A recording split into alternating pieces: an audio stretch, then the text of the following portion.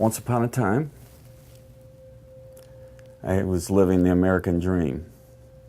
I had a very successful business, I had a very healthy and vibrant family, I had a good reputation, I loved God with all my heart, I had everything going for me.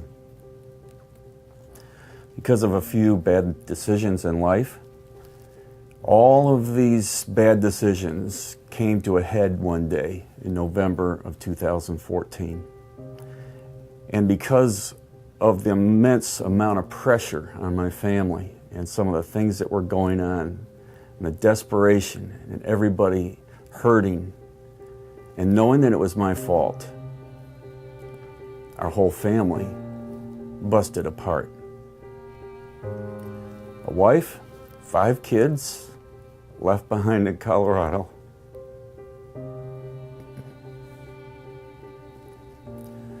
I drove, for whatever reason, I was stunned, didn't know what to do. I was in a fog. I had never seen anything like that. I've heard about it in other people's lives, but it had never happened to me. I got in my car and I drove to South Florida. And I had a lot of trouble getting here, and by the time I got here, I spent my first 4 nights in a Walmart parking lot with $400 in my wallet. I had no place to live. Every day seemed like the last day, only it was a little bit worse because nothing was coming together for me. Everything I tried was failing. Nothing worked. But there was one place I would go to on a consistent basis. In this natural preserve area, in the middle of this ghetto, there was this park bench.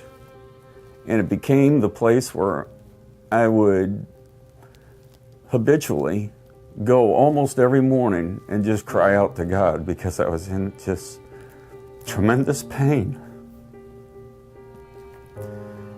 And sometimes I cried out in humility. Sometimes I was just flat angry. God, why don't you get me out of here? Why is my family like this? Why can't I get them together? And they were in a lot of pain and they didn't really know what to do either.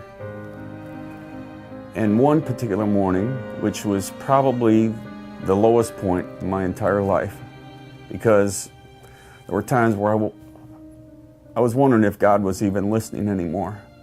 And to be totally honest with you, there was many times when I just asked God to just take me home. I couldn't take the pain anymore.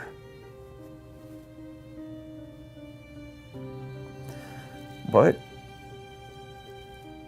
I kept living, so I figured God still had a purpose for me. So one morning I get up and I go out there and pray as usual. But this time the pain is just really, it's at the core. It's like I can't take this anymore, God.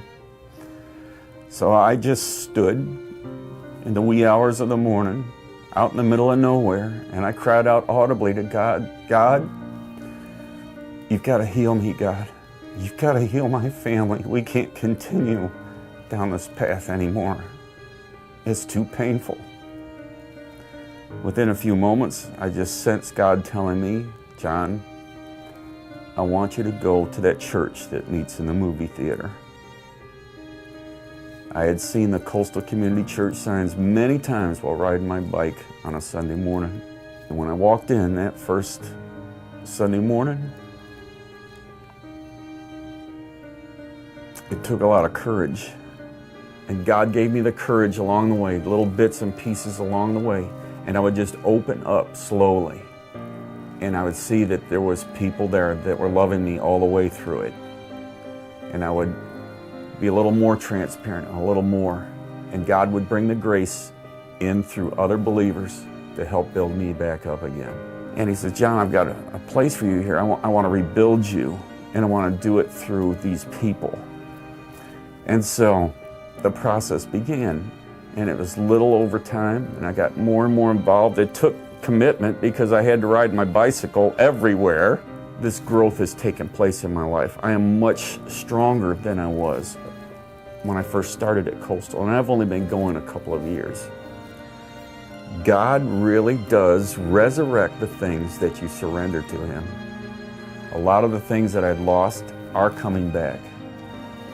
I've seen miracles in my own family. I've seen restorative miracles, even though they're 2,300 miles away, but we've managed to do it. It's not been easy by any stretch of the imagination. It's not easy now. And we're still what I would call a work in progress. We're working towards it.